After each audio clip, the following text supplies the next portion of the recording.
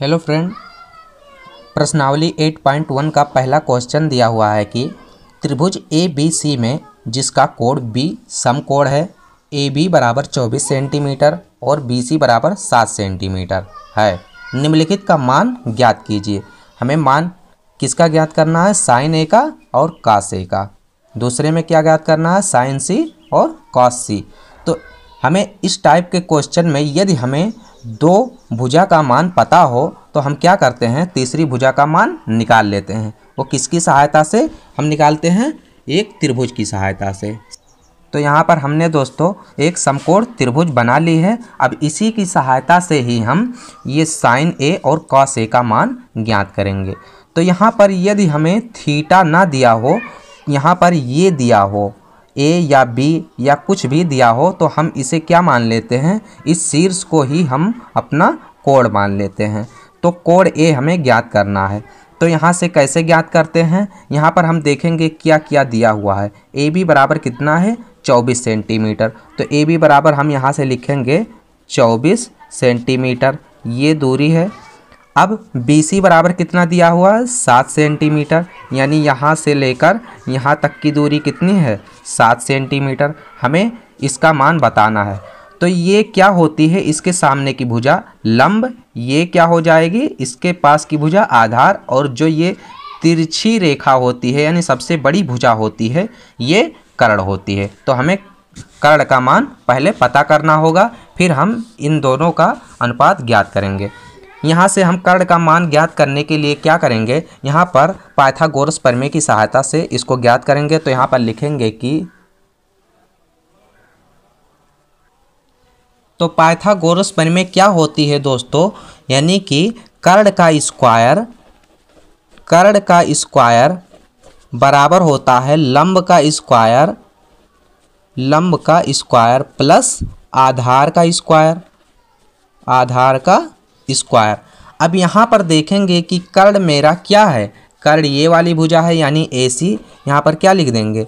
ए सी का वर्ग बराबर लंब कितना दिया हुआ है? लंब यानी कि 7 है, और यहाँ पर वर्ग है तो वर्ग, प्लस आधार कितना दिया हुआ है? 24। तो यहाँ पर हम 24 का वर्ग लिख लेंगे।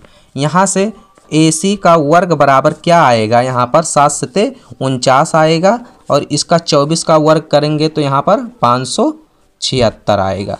अब इन दोनों को जोड़ने पर हमें 625 मिलेगा।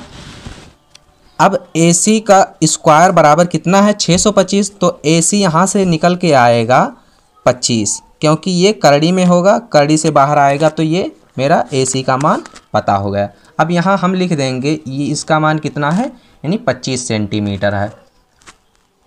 अब जब हमें तीनों भुजा का मान पता चल गया तो हम यहाँ से निकाल सकते हैं साइन ए और कॉस ए को। तो यहाँ से देखेंगे कि साइन ए बराबर मेरा क्या आता है? यहाँ पर लिखेंगे साइन ए, और साइन ए बराबर क्या होता है? लंब बटा में कर्ण, यानी कि लंब बटे में कर्ण। कैसे? ये एक ट्रिक होता है, लाल बट्टे कक्का, के ए, यानी कि पहला वाला जो होता है ये साइन का होता है, दूसरा वाला ये कॉस का, और तीसरा ये टैन का होता है।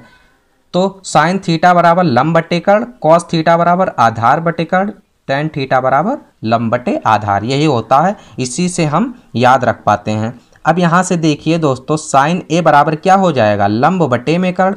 तो साइन ए के सामने की भुजा यानी सम्मुख भुजा क्या हो जाएगी? लंब, यानी 7 बटे कर्ण क्या आया है? 25। तो ये हो जाएगा साइन ए का अनुपात। अब हम यहाँ पर कॉस ए निकालेंगे। कॉस ए बराबर क्या होगा? कॉस ए बराबर होता है आधार बटे में कर्ण होता है। अब आधार यहाँ पर कितना मिला हुआ है हमें? आधार मिला है 24 बटे में कर्ण कितना है? 25। यही हमारा क्या हो जाएगा? ये दोनों आंसर हो जाएंगे। अब ये तो पहला वाला था। अब दूसरा वाला क्या दिया हुआ है? साइन सी।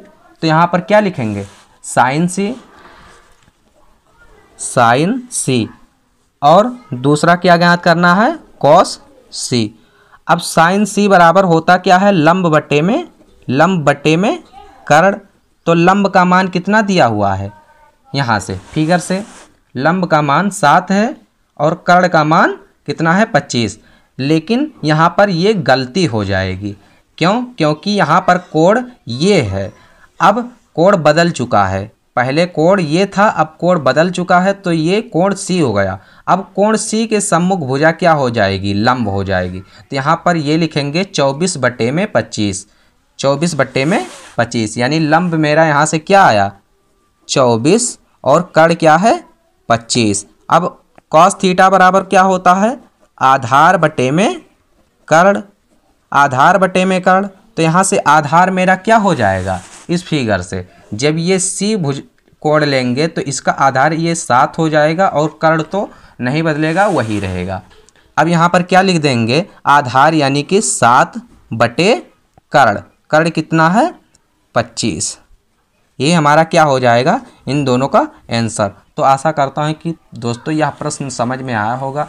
यदि प्रश्न समझ में आया हो तो इसे प्लीज़ लाइक कमेंट करना ना भूलें और चैनल को सब्सक्राइब कर लें। Thank you.